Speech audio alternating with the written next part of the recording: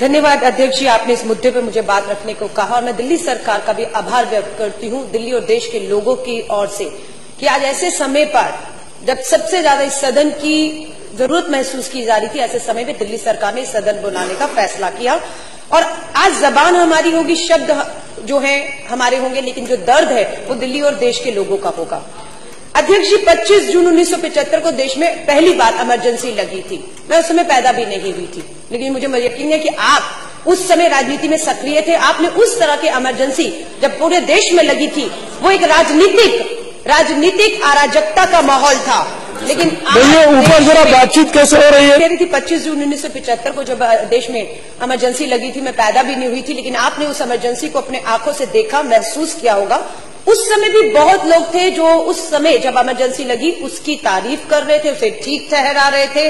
और बहुत से लोगों जो ठीक ठहरा रहे थे, मुझे लग रहा है आज उसी तरह बहुत से हमारे खिलाड़ी हैं, बहुत से हमारे राजनेता हैं। मुझे लगता है कहीं ना कहीं दबाव या बंदूक रख के उनसे ये हालात जो देख रहे हैं उसे नजरअंदाज करते हुए सरकार के इस कदम की जो तारीफ करवाई जा रही है। यही उस समय पहले भी हुआ था। पूरा देश में अराजकता का माहौल उस समय राजनीतिक था, इस समय राजनीति के साथ आर्थिक भी है। अध्यक्ष जी, मैं और मनीष सिसोदिया जी शनिवार को चांदनी चौक बाजार में, खारी बावली में, कश्मीरी गेट में एक छोटे से छोटे व्यापारी को मिले। हमने वहां देखा बाजार पूरी तरीके से अध्यक्ष जी बंद पड़े हुए हैं। व्यापारियों ने बताया जो छोटा व्यापारी भी चांदनी चौक जैसी जगह पर 10-12 हजार रुपए कमा लेता था, उसकी सेल 400-500 पर आकर रुक गई है। उसके पास घर में जाकर बच्चों को खिलाने के लिए पैसे तक, रोटी तक के नहीं है। लंबी लंबी लाइनें लगी हुई हैं। अध्यक्ष जी, मैं एक चीज के ऊपर ध्यान दिलवाना चाहती हूँ, 2-3 चीजें हैं। नरेंद्र मोदी जी देश के प्रधानमंत्री ने 8 तारीख की रात को 8:17 के ऊपर सारे टीवी चैनल पे लाइव आए और हमें लगा कि पता नहीं क्या हो गया। पहला शब्द था काले धन से लड़ना चाहते। पूरे देश में खुशी थी, मुझे भी वो शब्द सुनकर बहुत खुशी महसूस हुई कि प्रधानमंत्री 2.5 साल बाद शायद अपना कमिटमेंट पूरा करने जा रहे हैं और ये बिल्कुल देश काले धन से लड़ना चाहता है। लेकिन जैसे जैसे उन्होंने अपनी बात को आगे बढ़ाया तो हमारे पांव के नीचे से जमीन हट गई, क्योंकि हम जमीन के लोग हैं और हमें मालूम था कि ये जो फरमान जारी किया जा रहा है उसके बाद देश और दिल्ली के अंदर हालात क्या होने वाले हैं। अध्यक्ष जी, सबसे बड़ा मजाक उन्होंने तब किया जब 8 तारीख की रात को वो तुगलकी फरमान जारी करते कि 500 और 100 के नोटों पर पाबंदी लगा देते हैं और 9 तारीख की सुबह हवाई जहाज लेकर जापान रवाना हो जाते हैं विदेशी दौरे पर। और वहां जाकर जो भारतीय कम्युनिटी उसमें बहुत ठाके लगाकर, तालियां बजा बजा कर जिक्र करते हैं उस बूढ़ी मां का जो कहीं वृद्धाश्रम में पड़ी हुई है। ये कहते हैं मेरी बात हुई एक मां से, जो पता नहीं कब बात होगी, बड़ी हैरानी की बात, और कौन से आश्रम की कौन सी मां से प्रधानमंत्री जी की बात हुई। जुमले गढ़ना इनसे सीखिए कोई। उन्होंने कहा वहां पर जापान की हमारी इंडियन कम्युनिटी के सामने कि मुझे एक मां ने बहुत आशीर्वाद दिया। उन्होंने कहा कि मेरे बेटा बहू मुझे वृद्धाश्रम में छोड़ गए थे, लेकिन अब मुझे उनको मेरी याद आ रही है और मेरे बैंक में 2.5 लाख रुपया जमा हो गया है। वो माँ कहाँ है, कौन सा आश्रम है, कब बात हो गई प्रधानमंत्री जी से जिसका जिक्र वो जापान में जाकर कर रहे थे, ठाके लगा रहे थे। अध्यक्ष जी, वो माँ मुझे मिल गई है, मैं बताना चाहती हूँ। और उस माँ ने मुझे कहा, जिस माँ की प्रधानमंत्री जी से बात हुई वही माँ उसी हिसाब से मुझे भी बता रही है कि मोदी जी को जाकर कह दीजिए कि मुझे नहीं मालूम मेरा बैंक खाता वो कौन सा है, मुझे नहीं मालूम मेरे बेटे ने कब और कैसे 2.5 लाख डाला है। अगर आपकी जानकारी में है मोदी जी, तो जाइए मेरे बेटे को काला धन मेरे खाते में डालने के मामले में गिरफ्तार करिए, जेल में डालिए। और आशीर्वाद मैं आपको तब दूंगी जब वो मां ये कह रही है कि मैं अपनी 4 दिन से पासबुक लेकर बैंक के धक्के खा रही हूं, मैं अपनी पेंशन नहीं लगवा पा रही हूं, मैं दवा नहीं ले पा रही हूं, वो मां रो रही है। ये मोदी जी को मैं बताना चाहती हूं, ये वही मां है जिस मां ने आपको आशीर्वाद दिया था। अध्यक्ष जी, सबसे बड़ी बात, खाता नंबर मैं बता रही हूं ऑन रिकॉर्ड 5545100034। ये किसका अकाउंट नंबर है अध्यक्ष जी? पश्चिम बंगाल के भाजपा के जो खाता है, पार्टी कार्यालय का खाता का नंबर बता रही हूं, दोबारा बता रही हूं 5545100034। मैं क्यों इसका जिक्र कर रही हूं? अध्यक्ष जी, प्रधानमंत्री देश के कहते हैं ये जानकारी बहुत खुफिया रखी गई है, किसी को इसकी जानकारी नहीं दी गई है। 8 तारीख की रात को 8:37 में घोषणा करते हैं और उसी दिन सुबह 500 और 1000 के नोट भाजपा कार्यालय बैंक के खातों में जमा करा देता है सुबह सुबह। ये कोई पूछेगा कि 1 करोड़ रुपया जो भाजपा के खाते में सभी के सभी 100 और 500 के नोट जमा कराए गए, वो कैसे आए? और ये एक ही उदाहरण नहीं, ऐसे बहुत से उदाहरण है अध्यक्ष जी जो मैं आपको गिना सकती हूँ। और मुझे लगता है बिल्कुल जो जांच की मांग की जा रही है, भाजपा के एक एक कार्यालय खातों की जांच होना बेहद जरूरी हो चुका है। ये कहना कि ये जानकारी किसी को नहीं थी, ये बिल्कुल झूठ है। इसके एक और अब मैं आपको सबूत दे देती हूँ। अध्यक्ष जी, मैं पूछना चाहती हूँ, ये शख्स जो है संजीव कंबोज, ये कौन है? ये पंजाब का भाजपा का बहुत बड़ा नेता है। ये ट्वीट पर 2000 नोटों की गट्ठी की तस्वीर डालते हैं। और कब डालते हैं? मोदी जी घोषणा करते हैं देश के प्रधानमंत्री 8 तारीख की रात को। और संजीव कंबोज जो भाजपा के बहुत बड़े नेता है पंजाब से, वो ये खबर डालते हैं 10:53 सुबह 6 तारीख को, 6 नवंबर को, जब देश को नहीं पता था कि 2000 का नया नोट आने वाला है, उसकी शक्ल क्या होगी।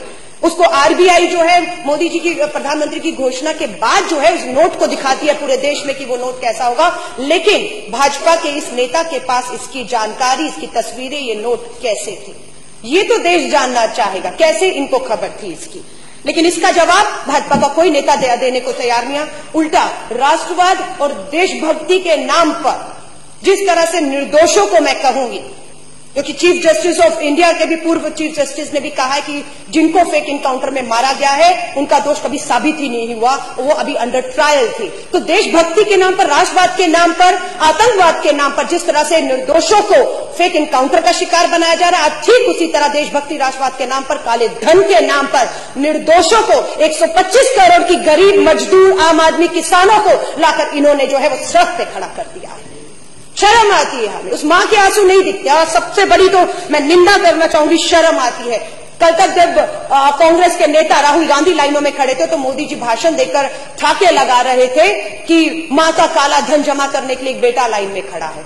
और आज मैं कहूंगी, क्या देश के प्रधानमंत्री जी, आपकी भी माता जी को आज आपने 90 साल की उम्र में लाइन में खड़ा करने को एक फौजो कहूंगी, एक अपॉर्चुनिटी के तौर पे आपने देखा, 90 साल की मां को लाइन में खड़ा कर दिया है। बहुत से देखे हैं, मैंने 4000 रुपया लाइन में खड़ा होकर निकाला और सबसे पहले 4000 में से 2000 लेकर मैं अपने 80 साल के करीब, मेरे पिताजी की उम्र होने वाली है, 75 साल के ऊपर मेरी मां है, सबसे पहले अगर 4000 निकाला तो 2000 अपनी मां को देकर आई कि मां जरूरत हो तो रख लो, मुझे पता है आप लाइनों में नहीं लग पाओगी, आपको शुगर की बीमारी है।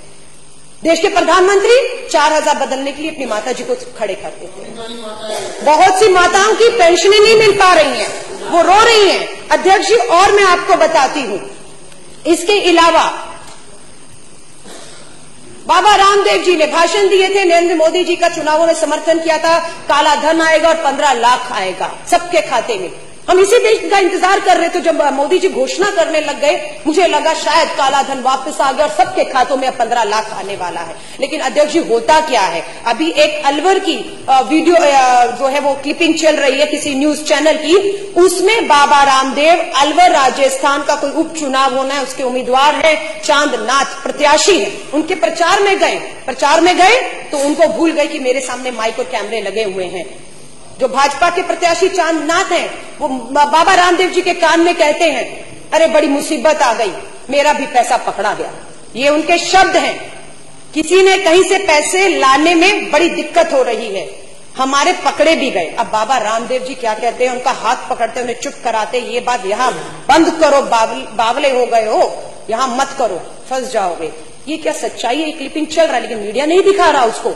उसके ऊपर बाबा जी से नहीं पूछा जा रहा किसका कौन सा पैसा पकड़ा गया। ये वही बाबा रामदेव है जो आज पतंजलि में अंदर जो करोड़ों रुपया, मैं कह रही हूं, आप सरहद पे खड़े जवान का बाबा रामदेव हवाला दे रहे देशभक्ति के नाम पर।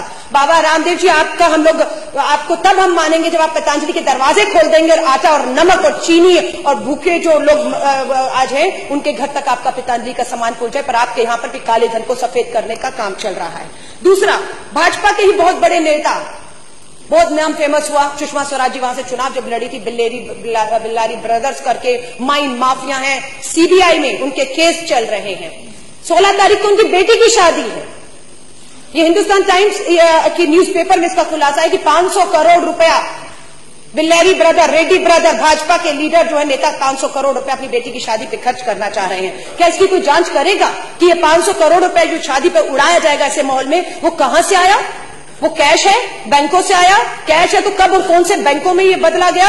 अध्यक्ष, इसकी कोई जानकारी अगर आप मांगेंगे तो आपको देशद्रोही कहा जाएगा। अध्यक्ष, अभी एक और हिंदुस्तान टाइम पंजाब की खबर आई है कि पंजाब में 2 लोगों को 2000 के जाली नोटों के साथ पकड़ भी लिया गया।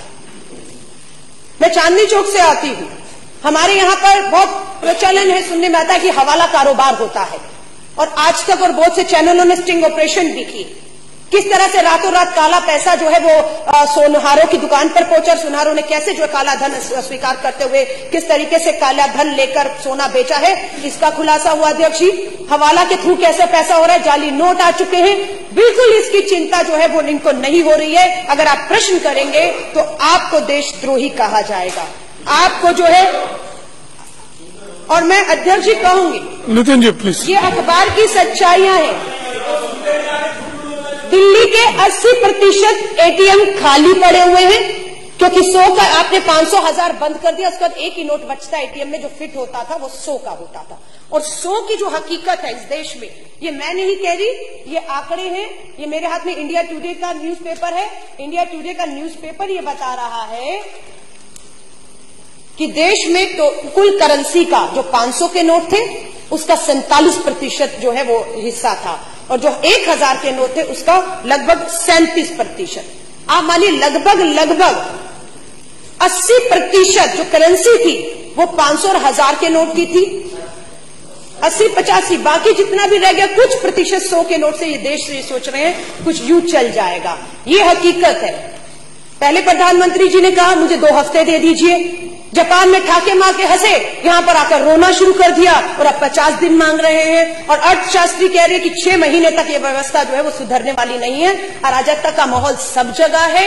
अगर दिल्ली के मुख्यमंत्री उन्हें चेतावनी भी देते हैं कि संभल जाइए, इस देश के हालात बहुत बदतर होने वाले हैं, लेकिन वो कहते हैं कि आप हमें धमका रहे हैं, आप हमें धमका रहे हैं। आश्रय लेना चाह रहे कि कश्मीर में अगर स्टोन पेल्टिंग, अध्यक्ष जी, अगर बंद हो गया तो 500 के नोट बंद करने से हुआ है। तो मैं ये भी बता दूं, इस 500 के नोट के साथ स्टोन पेल्टिंग अगर पथराव वहां बंद हो चुका है, लेकिन खतरा पूरे देश में इसका पैदा हो चुका है। उसके उदाहरण है कि बहुत जगह लूटमार शुरू हो गई, काले बाजारी शुरू हो गई है, नमक तक को लेकर खारी बावली की दुकान को लूटा गया है। इन सब के लिए सरकार बिल्कुल भी तैयार नहीं है।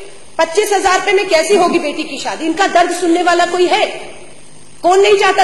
अध्यक्ष जी, एक मां मुझे मिली जिसका मैंने फेसबुक पे वीडियो भी डाला है, 10 लाख लोगों ने उसको शेयर किया है। वो मां ये कह रही है कि मैंने 50,000 रुपया 8 तारीख की सुबह अपनी बेटी की शादी के लिए उधार लिया था। वो 50,000 अब कागज रद्दी हो चुका है, कर्ज सिर पे खड़ा